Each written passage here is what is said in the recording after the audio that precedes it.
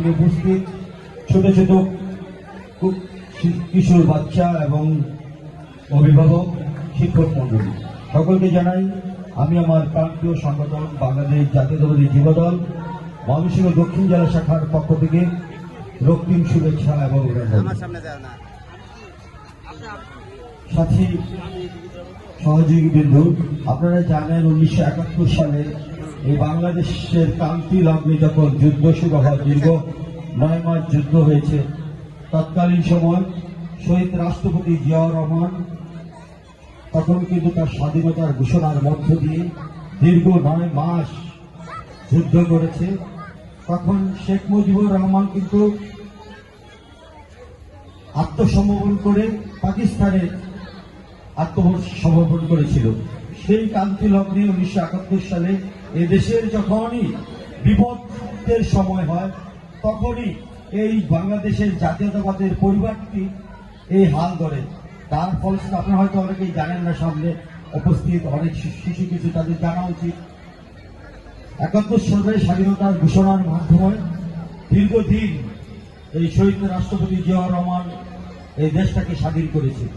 90-এর গণ অভ্যুত্থান আপনারা জানেন, স্বৈরাচার এরশাদ যখন বাংলাদেশের গণতন্ত্র নষ্ট করেছিল তখনও দেশনেত্রী বেগম খালেদা জিয়া তার একক নেতৃত্বে আওয়ামী লীগ বিএনপি সকলেই মিলে তখনও কিন্তু শেখ হাসিনা বাংলাদেশ থেকে পালিয়ে গিয়েছিল, নেতৃত্ব দিয়েছিল দেশনেত্রী বেগম খালেদা জিয়া।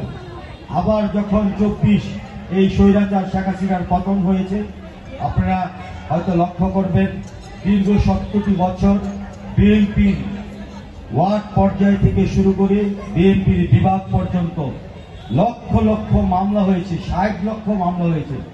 কোন পরিবার গ্রাম পর্যায় থেকে একদম শহর পর্যায় থেকে পরিবারকে বিচ্ছিন্ন করে দিয়েছে। আমরা অনেক মামলা অনেকবার জেল কেটেছি, আমাদের কর্মীরা অনেক জেল কেটেছে। দীর্ঘ রাত ঘুমের ফলে আজকে এই একটা ছাত্র জনতা এবং সকলে মিলে আমরা একটা স্বৈরাচার বিদায় করেছি এই 5ই আগস্ট।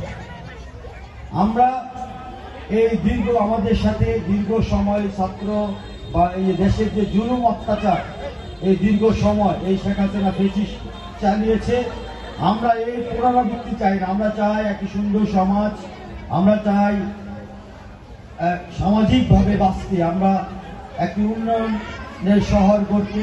আমাদের মুক্তাগাছার সাবেক মন্ত্রী এ.কে.এম. মোশাররফ হোসেন সাহেব যেভাবে মুক্তাগাছার উন্নয়ন করেছে, মুক্তাগাছা কোনো প্রেস ছিল না, মুক্তাগাছায় সামাজিকভাবে মানুষের মধ্যে একটা মিল ছিল, আওয়ামী লীগ বিএনপির মধ্যে ভেদাভেদ ছিল না, কোনো সংগঠনের সাথে ভেদাভেদ ছিল না।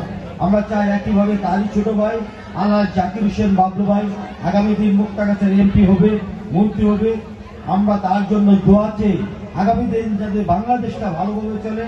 আর সাংস্কৃতিক পরিবারটা শহীদ রাষ্ট্রপতি জিয়াউর রহমান ওই 71-এর পরে দেশে যখন প্রেসিডেন্ট ছিল তারই কিন্তু আস্তে আস্তে এইভাবে লক্ষ্য এগিয়ে নিয়ে গেছে, এটা আপনাদের জেনে রাখা উচিত। আমি আর বক্তব্য বাড়াবো না, যেহেতু ছোট বাচ্চারা অনেক সময় ধরে দীর্ঘ সময় ধরে অপেক্ষা করছে। সবাইকে ধন্যবাদ জানিয়ে আমি আমার সংক্ষিপ্ত বক্তব্য শেষ করছি। খোদা হাফেজ। বাংলাদেশ জিন্দাবাদ। শহীদ রাষ্ট্রপতি জিয়াউর রহমান, আগামী দিনের রাষ্ট্রনায়ক তারেক রহমান জিন্দাবাদ জিন্দাবাদ। সবাইকে ধন্যবাদ।